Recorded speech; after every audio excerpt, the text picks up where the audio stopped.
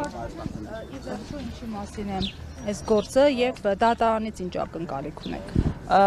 Գործը իհարկե հերթական այս իշխանությունների կողմից կարված անհասկանալի գործն է եւ այն ինֆորմացիան, որը որ տարածվել է քննչական կոմիտեի կողմից այնքան հեղեղուկ է եւ այնքան վիճելի, որ այս պարագայում գործ անվանել դա պարզապես չի կարելի, ակնհայտ է, որ այս փուլում այս իշխանությունները պետք է գնային ռեպրեսիվ հերթական քայլերին եւ փաստորեն հերթական քրեական գործը կարեին եւ հորինեին։ Ակնկալում եմ ես արդյոք դատարանից օրենքին եւ իրավունքին համապատասխան որոշում ոչ, թեև շատ կուզենայի, որ գոնե այս անգամ դատարանը հաճելիորեն մեզ զարմացներ եւ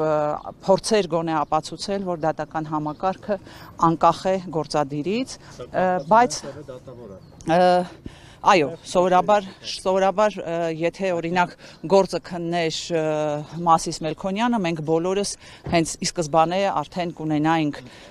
չէ, Մասիսը չէ, Մելքոնյան, գործը քննում է դատավորը Աբելյան, եթե չեմ սխալվում, եկեք մեկ վարքյան ճիշտ ասեմ անունը, որպեսզի Գարիկ Աբելյանն է դատավորը քննում,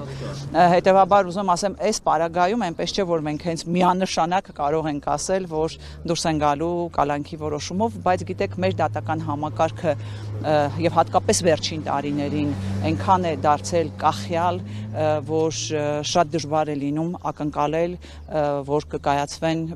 արդարացի որոշումներ, հետևաբար դա եմ ասում, ես ուզում եմ, որ հավատալ, որ այս անգամ դատարանը մեզ հաճելիորեն կզարմացնի։ Դուք որպես падգամավոր այս մեղադրանքից կարող եք ասել, մարդուն մեղադրում են իր գործունեության ընթացքում ինչ-որ ապօրինի տեղեկություններ հավաքագրել պետական գաղտնիք, օրինակ փակնիստից եւ տալ դաշնակից բարեկամ պետությանը, ու դա համարում է պետական դավաճանություն։ Նախ եկեք սկսենք նրանից, որ գործունեության ընթացքում դա տեղի չի ունեցել, այսինքն այն հաղորդագրությունը, որ քննչական կոմիտեն սկզբում տարածեց, փորձում էր ստեղծել տպավորություն, որ Անդրանիկ Թևանյան падգամավոր է, հավաքել է ինֆորմացիա եւ ներկայացրել է, փոխանցել է ինչ-որ այլ անձանց։ Հետո երբ պարզաբանում եղավ, որ 2024 թվականի ապրիլի 9-ին Անդրանիկ Թևանյանը падգամավոր չի եղել, հետևաբար չէր կարող ներկա լինել փակնիստին, մեկ էլ հանկարծ հիշեցին, որ այնտեղ ապօրինի ձևակերպում ունեն եւ դրանով են հիմնավորում, որ ապօրինի ինֆորմացիա է ձեռք բերել։ Բայց ես ձեզ հարգել, եթե չեմ սխալվում, Անդրանիկ Թևանյանը նույնիսկ գաղտնիության այդ փաստաթղթի տակ չէր ստորագրել, հետևաբար падգամավոր լինելու պարագայում էլ նա այդ նիստին ներկա չէր գտնվելու, չէր կարողանալու ներկա գտնվել։ Հիմա այլ գործընկերներից այդ ենթադրյալ ինֆորմացիան եւ ես պարոն Մակարյան, դուք այս դատախազությանը հուշում եք, որպեսզի հաջորդը գնան մնացած բոլոր падգամավորների տները, ովքեր այդտեղ ներկա են եղել, խորհուրդ կտամ սկսել նաև ՔՊ падգամավորներից, որովհետև սովորաբար ինֆորմացիա հավաքել եւ ըստ օդում կախված լուրերու ինֆորմացիա փոխանցելու սովորույթը հենց նրանց է պատկանում, բայց խոսելով հենց այդ նույն լսումների մասին, ես պարզապես խորհուրդ կտամ հարգելի լրագրողներին հետ գնալ եւ ուսումնասիրել 2024 թվականի ապրիլի 9-ի եւ դրան հաջորդող հայտարարությունները եւ լրատվամիջոցներում եղած հրապարակումները եւ այլն։ Լսումներին անմիջապես հաջորդեցին հայտարարություններ եւ բազմաթիվ падգամավորներ հենց այդ հայտարարությունների ժամին ասեցին, որ այս լսումները փակ անցկացնելու իմաստը մենք այդպես էլ չհասկացանք, որովհետեւ լսումների ընթացքում որևէ փակ կամ գաղտնի ինֆորմացիա չփոխանցվեց։ Խոսքը վերաբերում էր սահմանազատման եւ սահմանագծման հարցի վերաբերյալ լսումներին 2024 թվականի ապրիլի 9-ին զեկուցողներն էին այն ժամանակ Մհեր Գրիգորյանը եւ Արադ Միրզոյանը, բայց ես խնդրում եմ մի զլացեք եւ հետ գնացեք ու նայեք այդ օրվա հայտարարությունները եւ դրան հաջորդող հրապարակումները, որովհետեւ լսումները, որ նախաձեռնվել էին ընդդիմադիր ուժերի նախաձեռնությամբ, ընդդիմադիր ուժերին այդպես էլ որևէ հստակեցում, որևէ պարզաբանում չտվեցին եւ մենք բոլորս, այդ թվում նաեւ ես իմ հարցազրույցների ժամանակ շեշտել եմ, որ այս լսումների ընթացքում այս լսումները հերթական անգամ այդ պետական պաշտոնյաների հրապարակային արված հայտարարությունները աժամբյոնից հայտարարություններ անելու հնարավորություն էր տալիս եւ վերջ։ Այդ լսումները մի կողմ, որ ինքը չի մասնակցել, համարենք ինչ-որ տեղից ձեռք որովհետեւ որևէ ԿՊ падգամավոր Անդրանիկ Թևանյանին խաբարացրած ինչի քննարկել։ Ձեզ ասեմ, որ ձեզ չեմ ասում, որ անկա ձեզ հիմա Ոչինչ, ես պատրաստ եմ։ Հիմա այդ Անդրանիկ Թևանյանը ո՞նց է փոխանցել օրինակ այլ երկիր, օրինակ Ռուսաստանի եւ որ գործընկերոջն է փոխանցել, որ այդ գրավաճանության փաստամյութը։ Ես կարծում եմ այդ բոլոր հարցերին հենց պետք է պատասխանի քննչական կոմիտեն իր վարույթի ընթացքում, որովհետեւ այդ բոլոր հարցերը ծագում են նաեւ մեզ մոտ եւ ինձ օրինակ շատ հետաքրքիր է թե այդ ինչ ապացույցներ են այս անգամ այսպես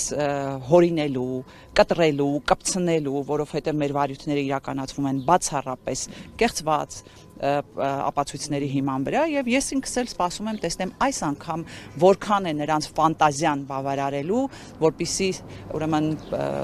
կազմեն այնպիսի ապացույցներ, որով որ կփորձեն հիմնավորել այս,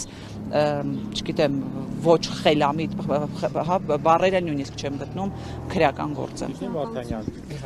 ապացույցների հետ կապված, որ ասում եք, երբ որ ասենք ինչ-որ մի կոկա-կոլային տալիս կամ բան, վրազ ապացույցական բազան հրապարակում են։ Այս դեպքում, ասենք, եթե պետք է լինի ձայնագրություն, տեսանյութ, եթե կա, ինչու չեն հրապարակում։ Ենթադրում եմ դեռ այս պահին իրենք այդպիսի ապացույց չեն կազմել։ Ինչու եմ ասում կազմել, որովհետև սովորաբար ինչ են անում, վերցնում են որևէ փաստաթուղթ կամ որևէ ձայնագրություն, կտրում կպցնում են իրար, ինչպես բազմաթիվ գործերով դրան ակնհայտ ենք եղել եւ հետո հրապարակում են։ Ենթադրում եմ այս անգամ այնքան հրատապ են գործել, որ առայժմ այդպիսի ապացույցներ չեն կեղծել։ Ամեն մի թեթև բանի դեպքում, զանցակի դեպքում ապացույցները վրազի հայտ են գալիս, բայց իհարկե մենք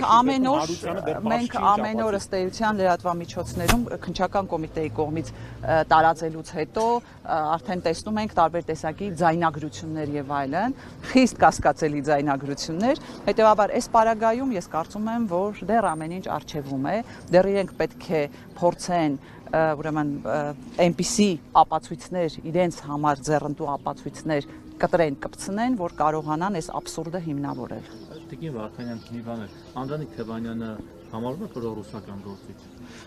Ես կարծում եմ դրա պատասխանը պետք է տան իր գործողություններին հետևող քաղաքացիները, որովհետև ես չեմ բաժանում որևէ մեկին պրոռուսական կամ պրոարևմտյան, ես դիտարկում եմ Անդրանիկ Թևանյանին պրոհայաստանյան գործիչ։ Երբևէ որևէ գումար ստացել ինչ-որ բանի դիմաց։ Դուք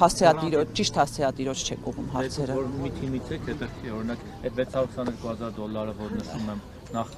կա թե չէ, թե օրինակ օրինակtiv է եւ եթե իսկապես կա, ապա որտեղից է։ Պարոն Մակարյան, ես այդ հարցին կկարողանամ պատասխանել բացառապես այն դեպքում, եթե դրա վերաբերյալ հստակ ապացույցներ կներկայացվեն։ Հետևաբար ես ոչ միայն կասկածում եմ այս ամբողջ աբսուրդին, այլ նաև կասկածում եմ, որ իրենք կարողանալու են ապացույցներ ներկայացնել նաև դրա վերաբերյալ։ Այսինքն, բայց դուք 622,000 թվի հետ կապված է դոլարի հետ կապված կարող եք ասել։ Ես էլ ձեզ նման այդ ամեն ինչի մասին իմացել եմ քննչական կոմիտեի հայտարարությունից, եւ ես այդ քննչական կոմիտեի տարածած ցանկացած հայտարարություն կասկածի տակ եմ դնում, եւ ես իրավունք ունեմ կասկածի տակ դնելու, որովհետեւ գոնե վերջին տարիների իրենց գործողությունը ապացուցում է դա։ Տեսեք, մի ժամանակ հիշում եմ շրջանակները Անդրանիկ Թևանյանի մեղադրում են Սորոսից գումար ստանալու մեջ, չնայած ինքը չի հերթել, ասել է մի անգամ նման փորձ եղել է, հիմա էլ ասեն ֆակտորը Ռուսաստանից է ստացել։ Պարոն Մակարյան, ես էլի կրկնում եմ, ես Անդրանիկ Թևանյանին դիտարկում եմ որպես պրոհայկական գործիչ եւ հետեւաբար ես ակնկալում եմ, որ քննչական կոմիտեն այս աբսուրդը պետք է կարողանա հիմնավորել ապացույցներով, ինչում ես խիստ կասկածում եմ։